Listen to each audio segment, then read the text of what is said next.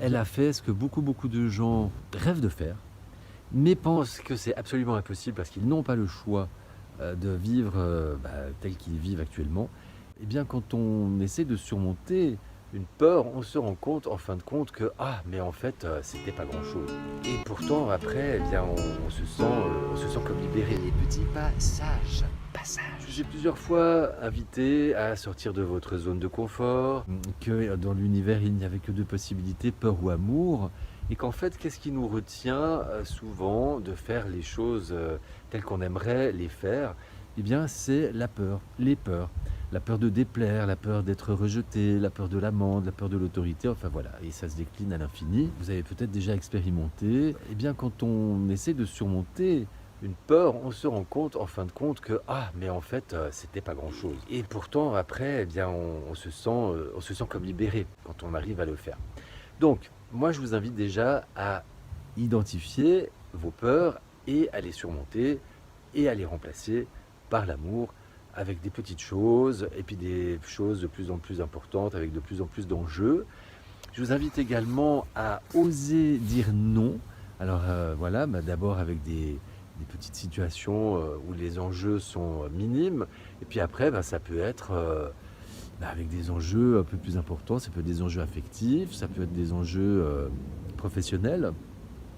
Et vous serez surpris de voir que quand vous dites non, eh bien, les portes ne se ferment pas, bien au contraire. Parce que qu'est-ce qui se passe en fait? Qu'est-ce qui se joue? Eh bien, c'est tout simplement tout ce qui tourne autour de l'authenticité.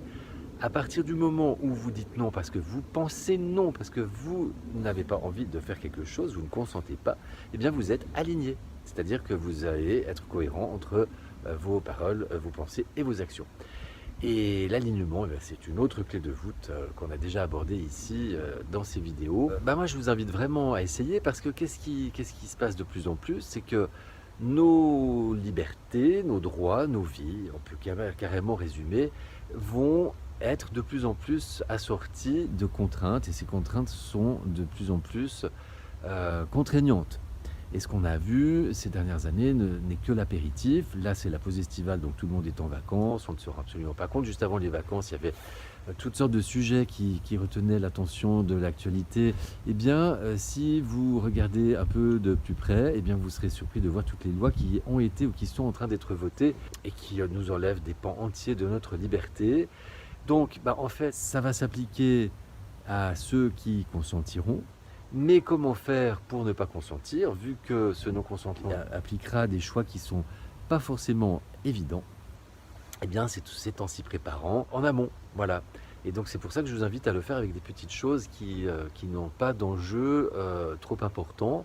Mais par la suite, ça pourra impliquer des choix beaucoup plus difficiles, comme par exemple de renoncer à un travail, comme on l'a déjà vu avec certaines catégories de la population, entre autres, et je dis bien entre autres les soignants. Et bien moi, je vous invite à prendre exemple sur ces gens qui ont osé à un moment donné pour être alignés avec leurs valeurs, avec leur éthique, avec leur santé, mettre dans la balance tout ça avec des choses qui pensaient inimaginables auparavant, à savoir la perte d'un emploi.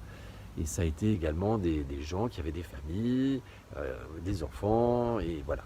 Et pourtant, ils l'ont fait. Là, je terminerai par une petite anecdote, parce que ça m'arrive de plus en plus souvent de croiser des gens qui franchissent le pas. Et l'autre jour, je prenais un covoiturage, donc moi j'étais passager, et la conductrice me disait qu'elle était éducatrice avec des enfants, et qu'elle faisait 42 heures par semaine. Et donc là, on est en France, donc normalement c'est 35 heures. Et alors je lui ai dit, mais comment ça se fait que tu fasses autant d'heures? Elle m'a expliqué, oui, en fait, voilà, on a des nuits. Et puis, en fait, on fait beaucoup d'heures. Alors après, évidemment, il y a des récupérations. Mais il y a quand même énormément d'heures, puisqu'ils enchaînent des fois, des matins, des soirs et des nuits, ce qui fait des veillées de 24 heures. Et elle m'a dit à quel point c'était contraignant et qu'elle n'en pouvait plus. Et là, comme je le fais dans ces cas-là, je lui ai dit, mais est-ce que tu ménages toi? Parce que sinon, tu risques de faire un burn-out. Et là, elle m'a répondu, oh t'inquiète pas, je viens de donner ma démission et je vais partir à l'aventure avec ma petite voiture dans le sud. En fait, elle a fait ce que beaucoup de gens rêvent de faire, mais pensent que c'est absolument impossible parce qu'ils n'ont pas le choix de vivre tel qu'ils vivent actuellement. Et c'est souvent le burn-out qui permet de franchir le pas. Malheureusement, pour certains, c'est trop tard parce que le burn-out les bousille à vie. Et puis pour d'autres, c'est le burn-out qui les fait toucher le fond et leur permettre de rebondir. Et puis il y a parfois, et c'est mon cas également, on s'arrête avant le burn-out. Et ça nous permet de vivre des choses bien meilleures sans avoir à passer par l'étape assez destructrice du burn-out. Et donc j'avais envie de partager ça avec vous parce que cette jeune fille, en fait, elle était en train de bousiller sa vie et puis elle a relevé la tête de l'eau et elle a compris en fait que la vie c'était pas le travail, c'était pas de se saigner pour un employeur. Voilà. Et donc j'ai trouvé ça très beau, très encourageant et je vois autour de moi de plus en plus de gens qui franchissent le pas. Donc je vous invite à bien réfléchir. Si toi derrière ton écran tu n'es pas satisfait de ta vie et que tu crois que tu n'as pas le choix parce qu'on t'a toujours inculqué tu n'avais pas le choix d'être dans un certain moule, eh bien réfléchis si en fait tu n'as pas le choix.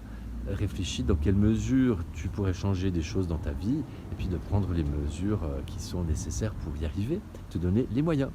Merci de votre attention. Si cette vidéo vous aura semblé pertinente, merci de la partager, de laisser des commentaires, de vous abonner à la chaîne. Je vous dis à tout bientôt. Prenez soin de vous. Je vous aime. Les petits passages. Passages.